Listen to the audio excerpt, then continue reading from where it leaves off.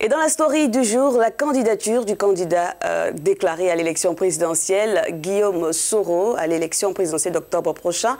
L'ancien président de l'Assemblée nationale est trempé dans plusieurs affaires judiciaires en Côte d'Ivoire. Comme en France, en exil dans l'Hexagone, Guillaume Soro poursuit sa pré-campagne sur les réseaux sociaux, donnant l'impression de ne pas être impacté par la bataille judiciaire qui entoure sa candidature à cette présidentielle d'octobre.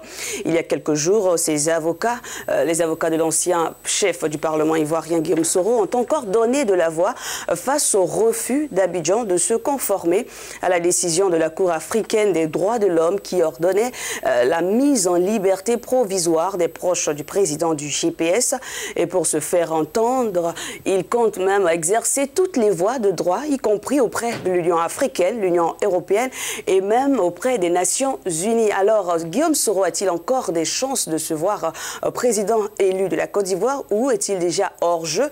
Nous avons posé cette question à un journaliste ivoirien, journaliste et écrivain André Silver Conan et l'analyste politique et proche du candidat Guillaume Soro, Mamadou Traoré. Bonjour messieurs, merci d'avoir répondu à l'invitation ce matin.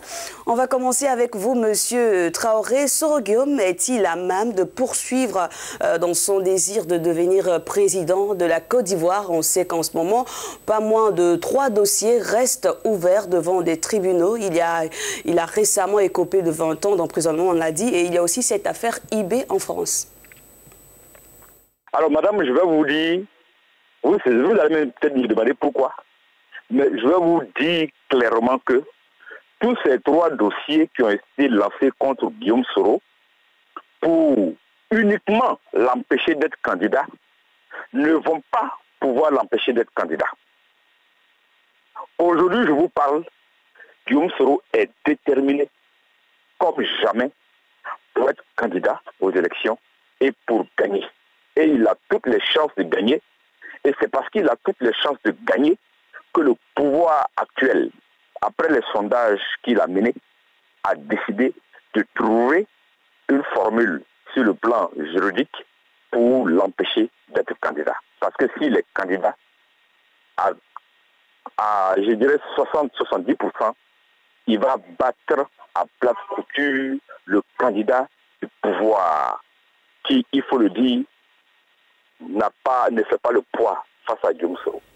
On vient de l'entendre, M. Mamadou Traoré persiste. M. Soro Guillaume reste candidat. Alors, quelles sont ses chances s'il devait continuer à candidater, M. André Silver Conan? Et il sera absolument difficile pour lui de se porter candidat. Guillaume Soro est dans une impasse et son destin se trouve entre les mains d'autres personnes. Va-t-il réussir là où Alassane Ouattara avait réussi? Parce que, rappelez-vous, lui aussi, le président ivoirien était sujet à des poursuites avant qu'il ne se porte candidat. Et donc, l'histoire est en train de se réécrire en ce qui concerne les 2 personnalités. Aujourd'hui, il y a 2 options qui s'offrent à Guillaume Soro. La première, c'est bien sûr de rallier le RHDP, le parti présidentiel d'Alassane Ouattara, ou de s'apprêter carrément à aller au combat.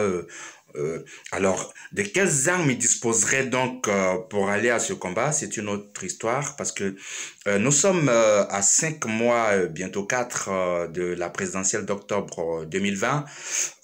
Bientôt, les candidatures vont s'ouvrir. Et si on parlait à présent de ces révélations qui sont faites des camps Soro, comme celui de l'actuel président ivoirien, sur quelques secrets sur cette période d'instabilité qui a frappé la Côte d'Ivoire, des révélations sur les auteurs de nombreux crimes, la casse par exemple de la CEDEAO, la mort de plusieurs généraux. Aujourd'hui, selon vous, pourquoi la justice internationale ne s'en préoccupe pas, Monsieur André Silver Conan? Les affaires que vous citez, le casse de la BCAO, le crime sur certains généraux et bien d'autres affaires sales de la rébellion de Guillaume Soro, je suis tenté de vous poser la question inverse. Qui en Côte d'Ivoire porte ces dossiers? Qui prend le leadership sur ces dossiers? Alors, on ne peut pas reprocher à la communauté internationale de ne pas se saisir de ces dossiers, encore moins la justice internationale, tant que les nationaux eux-mêmes ne s'en saisissent pas. Le destin de la Côte d'Ivoire se trouve entre les mains des Ivoiriens et non de la France. Il n'y a aucun job à commencer, encore moins à terminer, d'autant qu'il n'y a pas de crise de rébellion ou d'un pays coupé en deux avec deux armées où il faut s'interposer. Non, il appartient aux Ivoiriens de savoir ce qu'ils veulent, quel président ils veulent pour la Côte d'Ivoire, quelle vision celui-ci doit porter. C'est une question des Ivoiriens. L'avis de M. Traoré compte. Quel est votre avis, monsieur, sur cette question? Il s'agit-il d'une situation ivoirienne qui doit être résolue seulement par les Ivoiriens, alors que plusieurs partisans de votre camp dénoncent des violations des droits humains en Côte d'Ivoire? N'oublions pas que c'est cette même communauté internationale qui s'est mobilisée pendant près de 10 ans auprès de la Côte d'Ivoire, de 2002 jusqu'à 2011, auprès de la Côte d'Ivoire, pour régler l'épineux problème de la Côte d'Ivoire lié aux élections. Malheureusement, ce même problème est encore en train de ressurgir.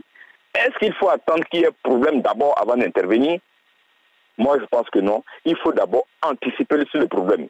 Et vu les actes que la Côte d'Ivoire est en train de poser en matière de violation des droits de l'homme, à mon avis, c'est l'occasion unique et en or de saisir la Côte d'Ivoire pour que ce problème soit réglé. Sinon, madame, j'ai bien peur que si on ne prend garde, on ne puisse avoir encore des problèmes graves en Côte d'Ivoire et qui vont amener encore la communauté nationale à venir au chevet de notre pays.